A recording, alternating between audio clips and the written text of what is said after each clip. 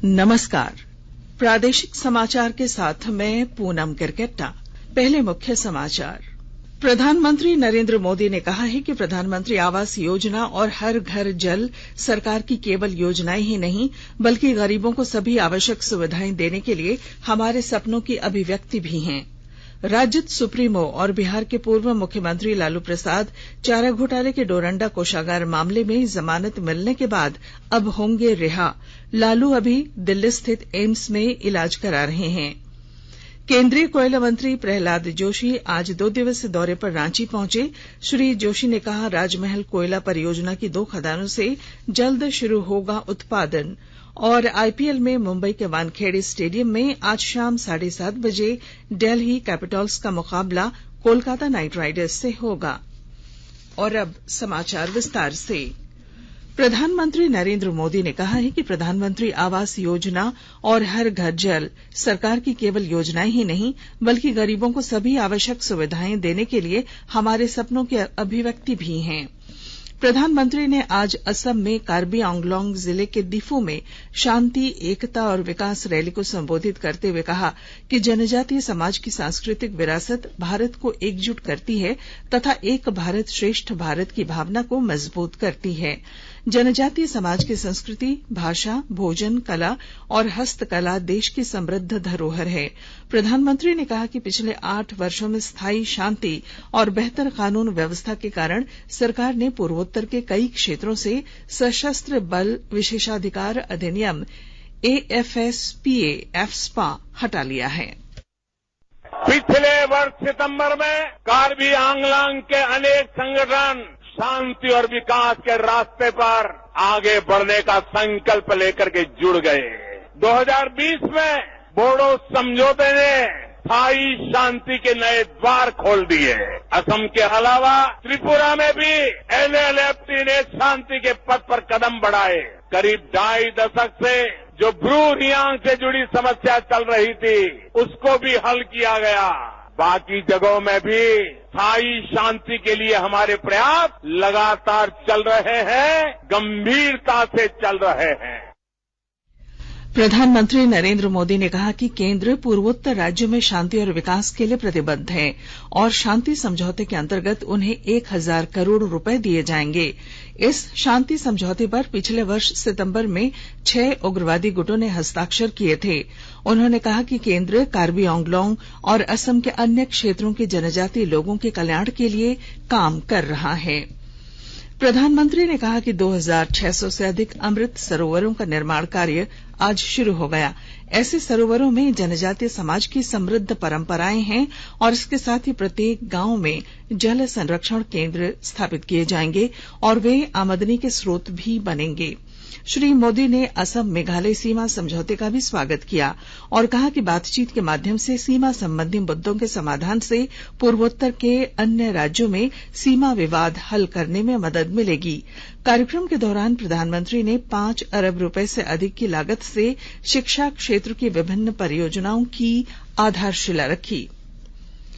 राज्य में पंचायत चुनाव के पहले चरण में नामांकन पत्र दाखिल करने वाले प्रत्याशियों के लिए नाम वापसी का आज अंतिम दिन है, जबकि दूसरे चरण के चुनाव को लेकर पर्चा दाखिल करने का कल अंतिम दिन था।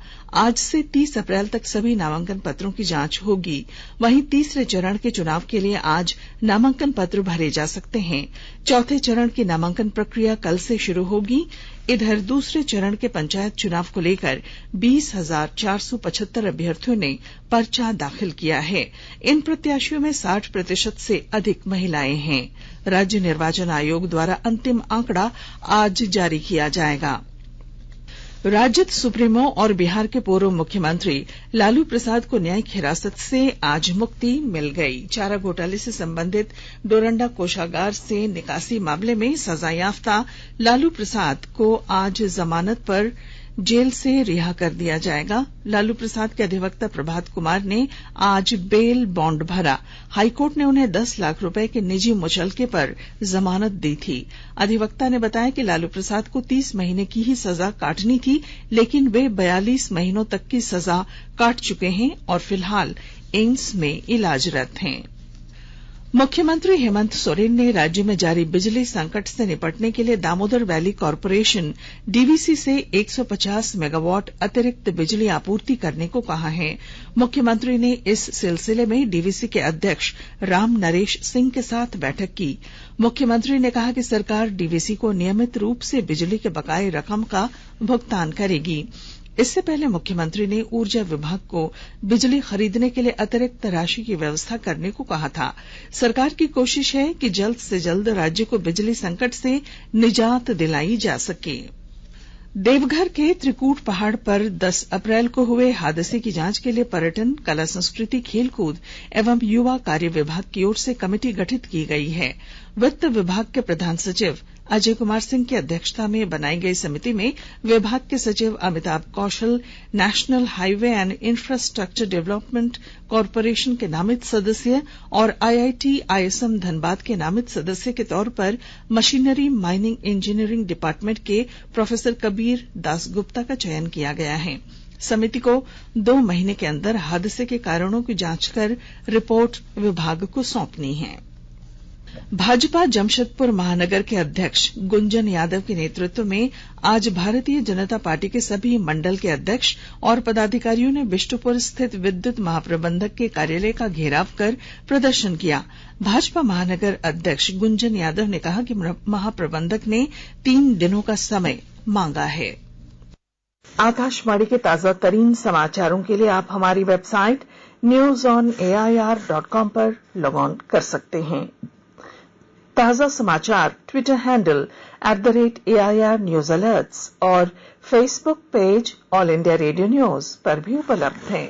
आप प्रादेशिक समाचार एकांश के ट्विटर हैंडल @AIR न्यूज _ और फेसबुक, इंस्टाग्राम पेज तथा YouTube channel AIR news Ranchi पर भी हमारे बुलेटिन सुन सकते हैं।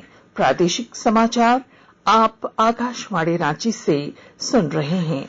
और अब पेश हैं कोरोना से बचाव के कुछ संदेश। कोविड-19 से बचाव और सुरक्षित रहने के 3 उपाय। मास्क लगाएं, 2 गज दूरी है जरूरी, सुरक्षित दूरी रखें, हाथ और मुंह साफ रखें।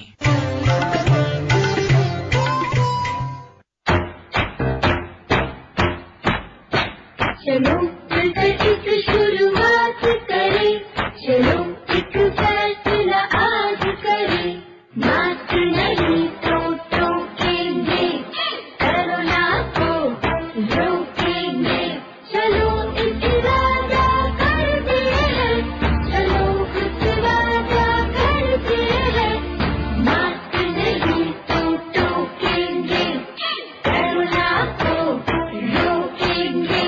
भारत सरकार द्वारा जनहित में जारी। प्रादेशिक समाचार में आपका फिर स्वागत है। केंद्रीय कोयला मंत्री प्रहलाद जोशी झारखंड के 2 दिनों के दौरे पर आज रांची पहुंचे हैं। उन्होंने राजमहल कोल खनन परियोजना को लेकर अधिकारियों और स्टेक होल्डर्स के साथ बैठक की। मंत्री ने कहा कि आज की बैठक का अच्छा परिणाम निकलेगा। उन्होंने कहा कि बिजली का उत्पादन कम हुआ है, लेकिन संकट नहीं है। उन्होंने बताया कि राजमहल की 2 खदानों से जल्द ही उत्पादन शुरू होगा।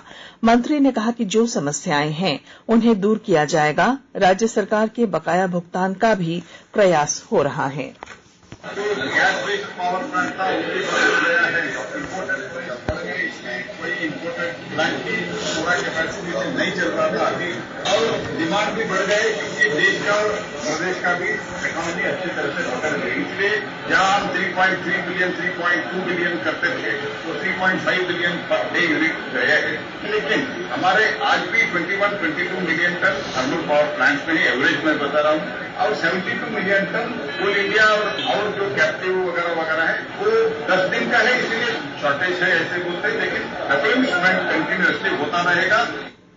वहीं मंत्री कल सेंट्रल कोल फील्ड्स लिमिटेड के कार्यों की भी समीक्षा करेंगे। इस दौरान कोयला उत्पादन बढ़ाने को लेकर विचार विमर्श किया जाएगा। श्री जोशी कल बड़का सयाल कोल खदान प्रक्षेत्र का निरीक्षण भी करेंगे। और अब अमृत महोत्सव क्विज। आजादी का अमृत महोत्सव।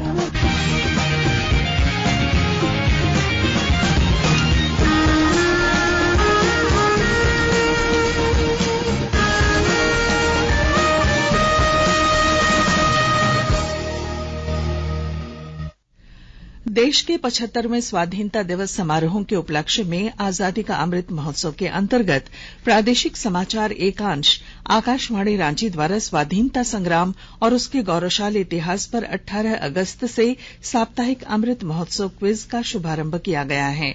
यह क्विज प्रत्येक बुधवार शाम 7 बजे प्रसारित होने वाले प्रादेशिक समाचार में शामिल किया जा रहा है। अमृत महोत्सव क्विज में आकाशवाणी समाचार रांची के साथ सेंट्रल कोलफील्ड्स लिमिटेड और मिशन ब्लू फाउंडेशन सहयोगी के रूप में शामिल हैं। 27 अप्रैल यानी कल के क्विज में हमारा प्रश्न था, झारखंड के घाटशिला महल पर अंग्रेजों का कब्जा कब हुआ था? सही जवाब है 22 मार्च 1767। इस प्रश्न का सही जवाब भेजने वालों में से आज की लकी विजेता हैं ग्राम महदैया मठ, जिला मुजफ्फरपुर, बिहार की पुतुल कुमारी। पुतुल जी, आपको बहुत बहुत बधाई।